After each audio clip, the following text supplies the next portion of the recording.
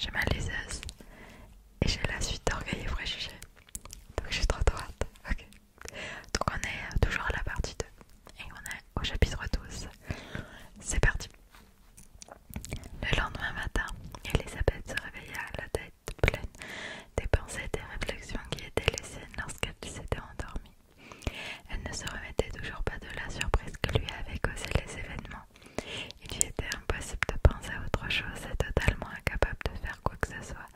Elle se résolut, peu après le petit déjeuner, à prendre l'air et à faire un peu d'exercice. Elle se dirigeait tout droit vers son lieu de promenade favori, quand, se souvenant que M. Darcy venait parfois, elle changea d'avis. Au lieu d'aller dans le parc, elle suivit le chemin, ce qui l'éloignait de la route principale.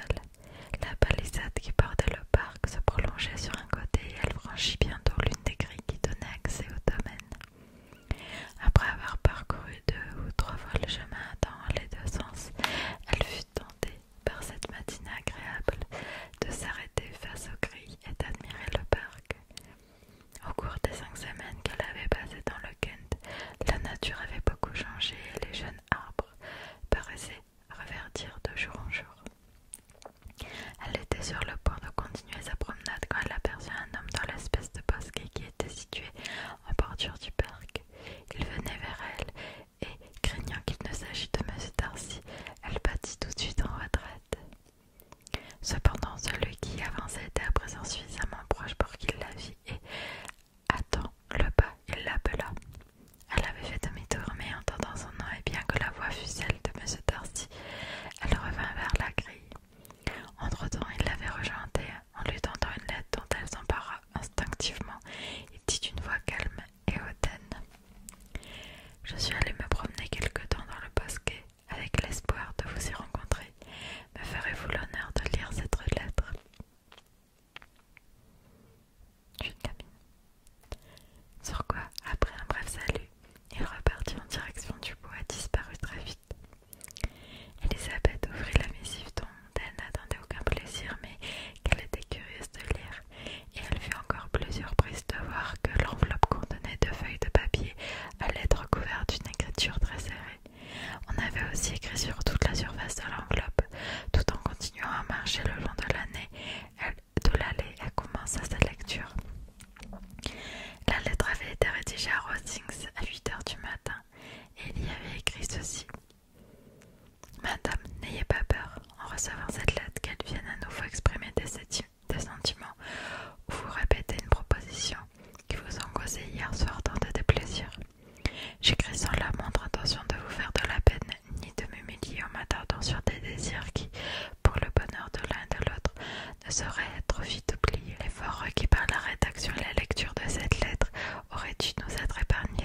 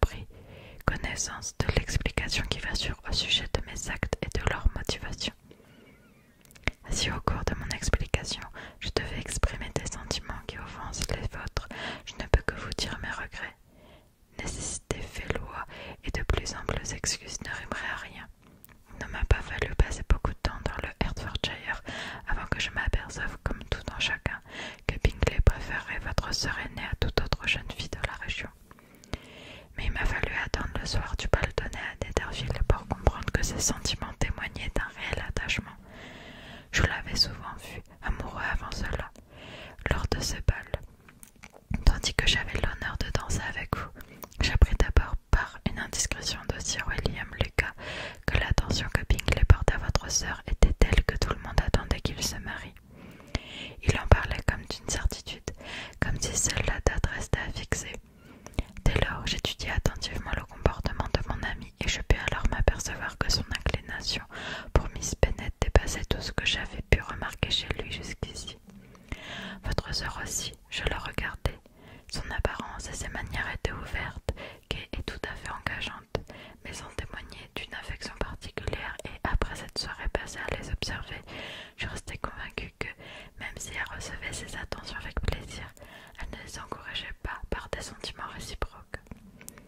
Si vous ne vous êtes pas trompé sur ce point, c'est que j'ai commis une erreur.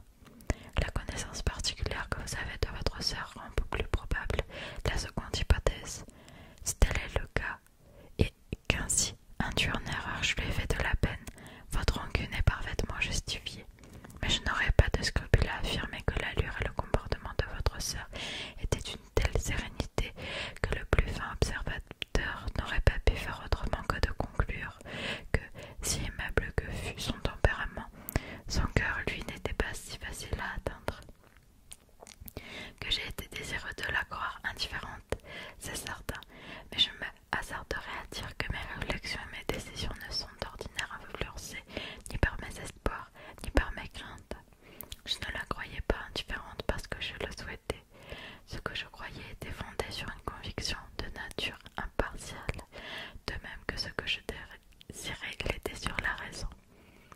Les objections que j'avais contre ce mariage n'étaient pas seulement du type de celles dont j'ai reconnu hier soir que, dans mon cas, toute la force de la passion avait pu les écarter. Le manque de relation n'était pas pour mon ami un mal aussi grand qu'il l'était à mes yeux, mais il y avait d'autres causes de réticence, des causes que, bien que toujours présentées avec la même importance, dans les deux cas, j'avais moi-même tenté d'oublier parce que je ne les avais plus sous les yeux. Ces causes devaient être évoquées, ne fût-ce que brièvement, la situation de la famille de votre mère. Quoi qu'on puisse trouver à y redire, n'est rien en comparaison de ce manque total de bienséance qu'elle trahit de manière si fréquente, tout comme vos trois jeunes sœurs et parfois même votre père. Pardonnez-moi, cela me chagrine de vous enfoncer. Mais entre les soucis que vous causent les défauts de vos plus proches parents et les déplaisirs provoqués par la description que j'en fais, consolez-vous en songeant que votre comportement échappe à toute critique. Hommage qui vous est généralement rendu à vous et à votre sœur aînée, et qui ne fait qu'honorer davantage votre jugement et votre caractère respectif.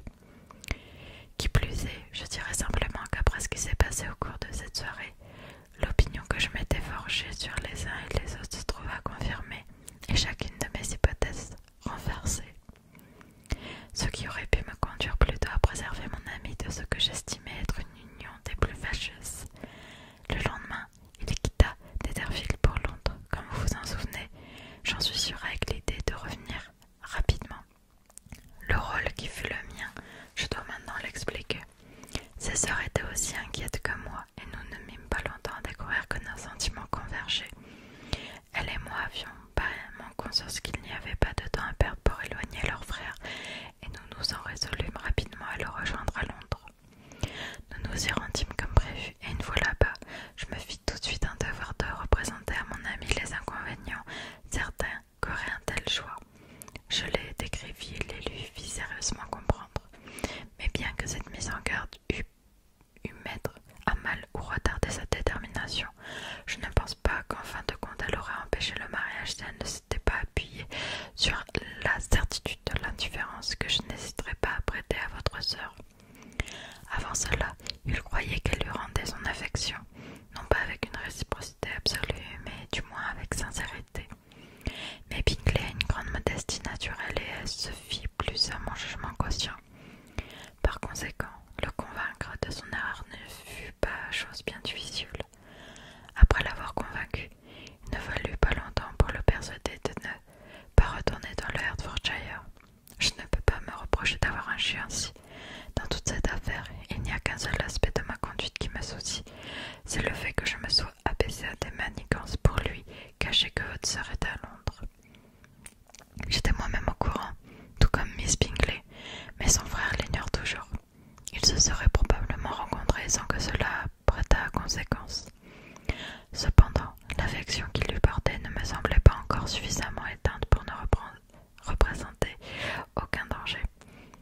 Ce genre de cachotterie de dissimulation était sans doute indigne de moi. Néanmoins, c'est fait, et j'ai eu le sentiment d'agir comme il le fallait. Là-dessus, je n'ai rien d'autre à dire, aucune autre excuse à ouvrir. Si j'ai heurté les sentiments de votre sœur, je ne l'ai pas fait à dessein, et bien que les raisons qui m'ont poussé à agir puissent, naturellement vous sembler fort insatisfaisantes, je ne suis pas encore en mesure de les condamner. En ce qui concerne l'autre chef d'accusation, plus grave, selon lequel j'aurais nui à M. Wickham, je ne peux le réfuter qu'en vous racontant l'histoire de ses liens avec ma famille. J'ignore ce dont il m'a plus particulièrement accusé, mais pour attester la véracité du récit que je vais vous faire, je peux citer plus d'un témoin qui en confirmera la scrupuleuse exactitude. M. Wickham est le fils d'un homme très respectable qui, plusieurs années durant, a géré l'ensemble du domaine de Pemberley, et c'est si bien acquitté de sa charge que mon père a voulu lui rendre service. Il a fait preuve de beaucoup de générosité envers George Wickham, qui était son filleul. C'est mon père qui a financé sa scolarité et plus tard ses études à Cambridge, est d'autant plus importante que son grand-père que le caractère très dépensé de sa femme placée dans une misère constante n'aurait pas eu les moyens de lui forger l'éducation d'un gentleman. Non seulement mon père adorait la compagnie de ce jeune homme, dont les manières étaient toujours engageantes, mais il avait aussi la plus haute estime pour lui et dans l'espoir qu'il choisirait l'état ecclésiastique, il manifesta l'intention de l'aider financièrement. Quant à moi, l'opinion que j'avais depuis longtemps de lui était bien différente.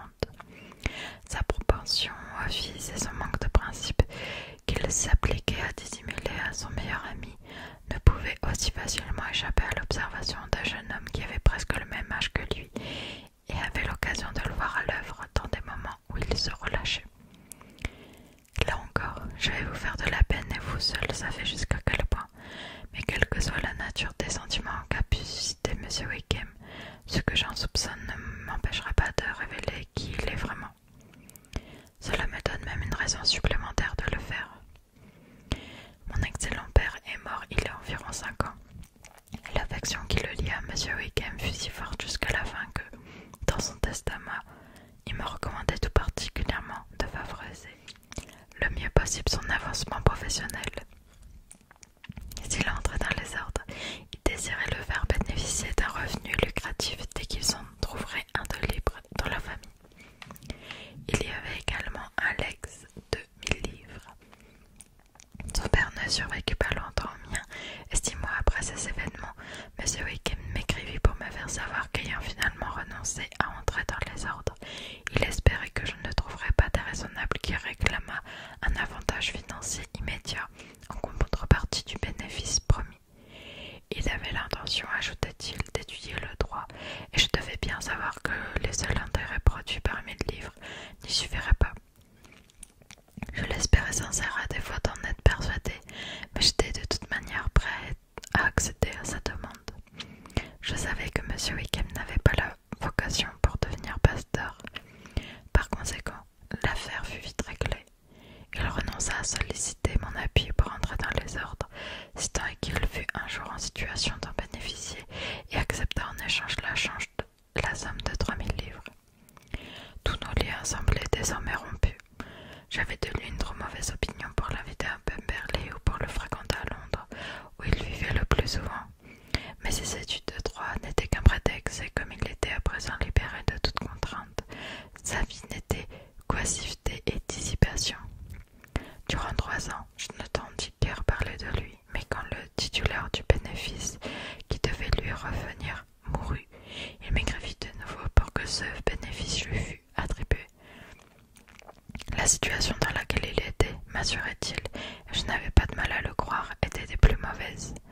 Ses études de droit lui avaient paru stériles, et il était désormais tout à fait résolu à embrasser l'état ecclésiastique si je lui donnais accès aux bénéfices en question, ce dont il ne doutait pas, car il était bien sûr que je n'avais personne à qui le confier et que je ne pouvais avoir oublié les intentions de mon très cher père. Je ne pense pas que vous me blâmiez d'avoir refusé d'accéder à sa demande et d'avoir tenu bon pour chacune des requêtes qu'il me présenta. La contrariété qu'il en eut étant proportionnée à la gravité de ses problèmes financiers,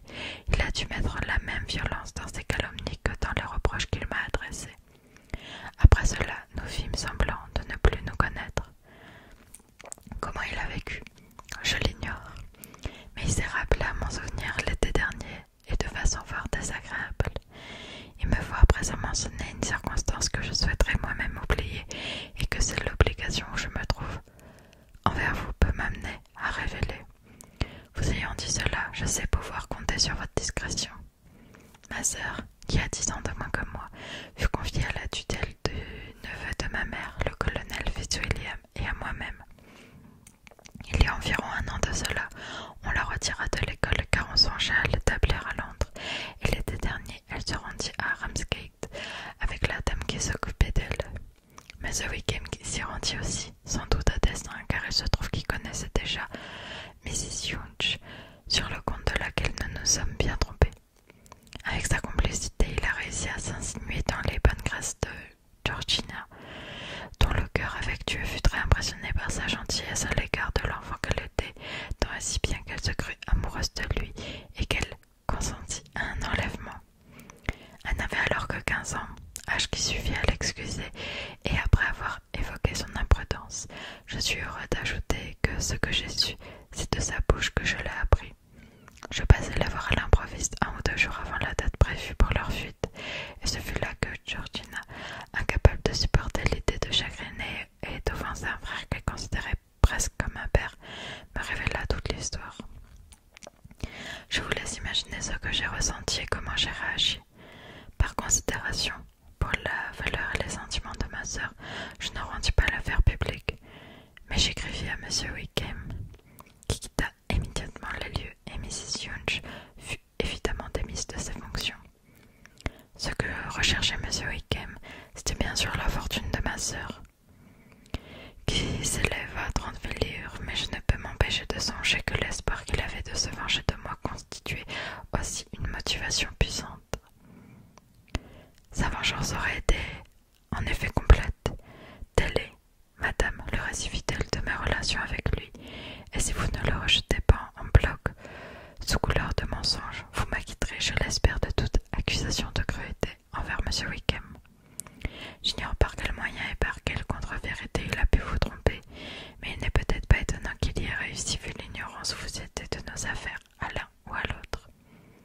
Vous n'étiez pas en situation de deviner quoi que ce fût, et vous n'êtes certainement pas méfiante de nature. Vous vous demanderez peut-être pourquoi je ne vous ai pas dit tout cela hier soir, mais je n'étais alors pas suffisamment maître de moi pour juger ce qui aurait pu ou dû être révélé. En ce qui concerne la véracité de tout ce que je vous confie ici, je puis en appeler plus particulièrement au témoignage du colonel Fitzwilliam qui, du fait de notre parenté et de notre intimité constante, mais surtout en tant qu'exécuteur testamentaire de mon père, a forcément été tenu informé de toute cette affaire.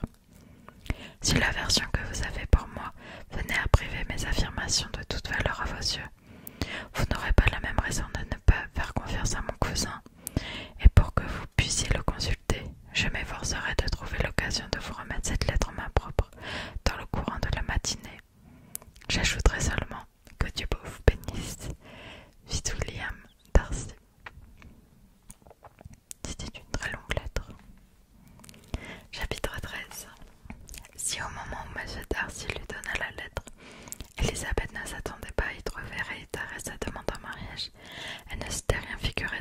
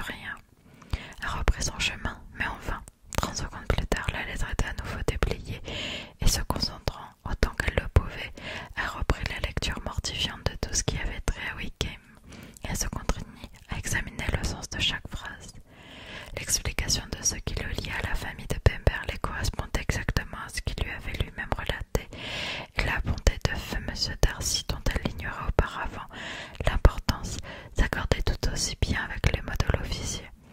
Jusque-là, chaque récit confirmait l'autre, mais lorsqu'on vint au testament, les divergences étaient importantes. Elle avait encore en mémoire que ce que Wickham avait dit du bénéfice, et à mesure qu'elle se rappelait chacun de ces mots, il était impossible de ne pas sentir qu'il existait une flagrante duplicité d'un côté ou de l'autre, et durant quelques instants, elle caressa l'espoir que la vérité serait celle qu'elle espérait.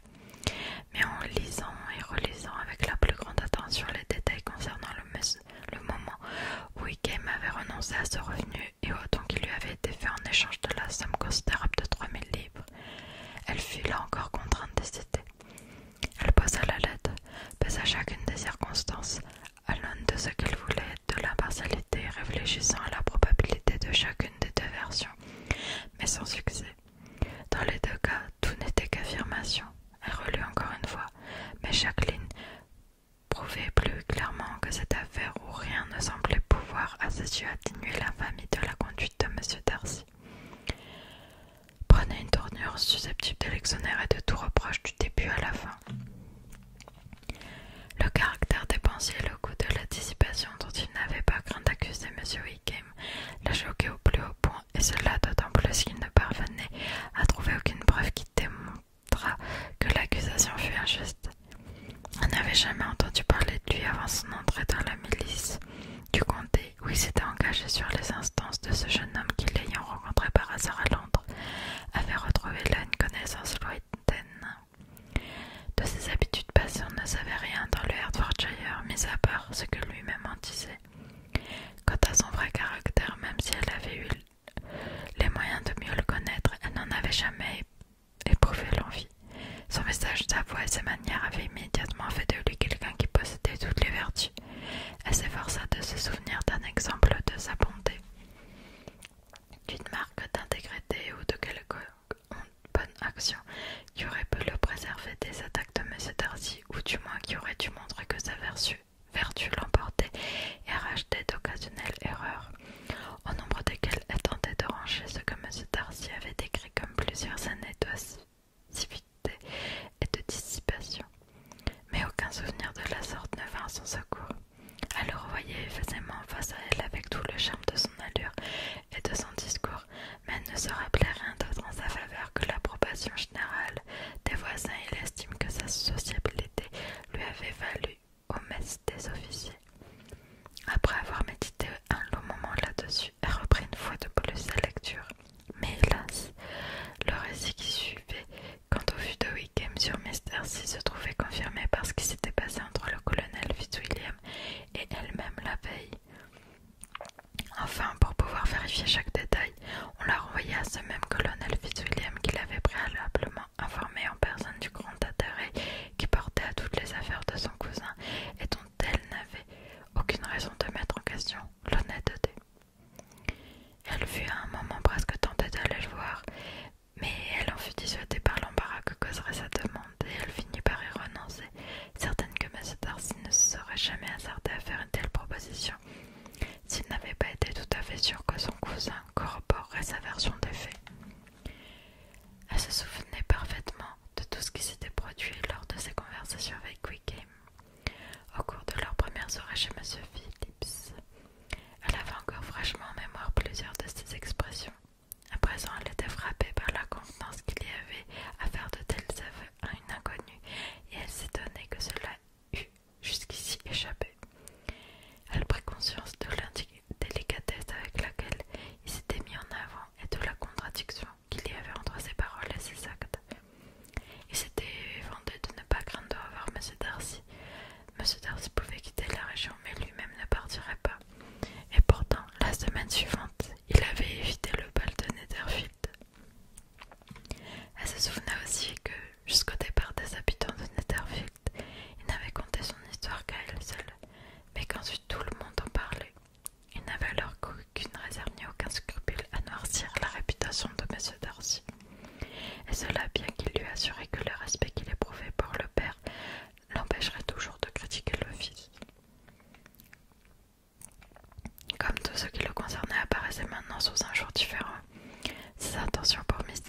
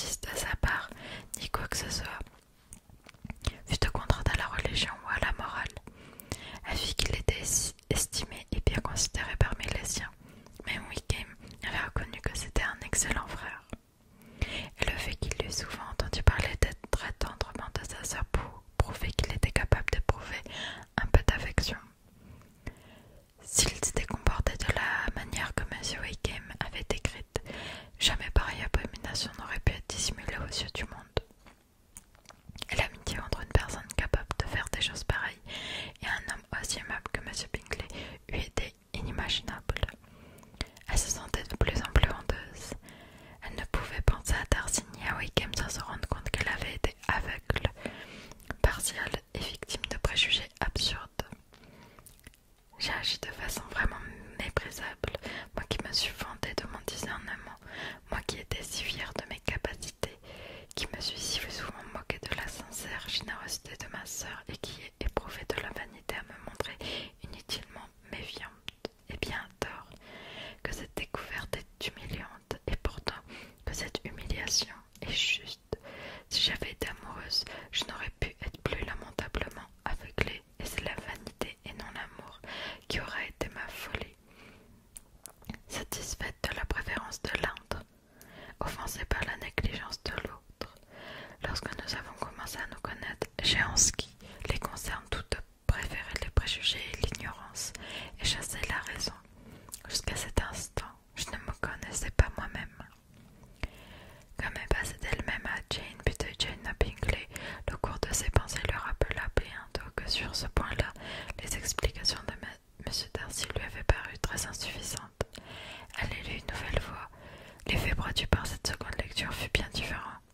Comment pouvait-elle refuser de lui faire crédit de ce qu'il affirmait dans un cas alors qu'elle avait été obligée de le faire dans l'autre?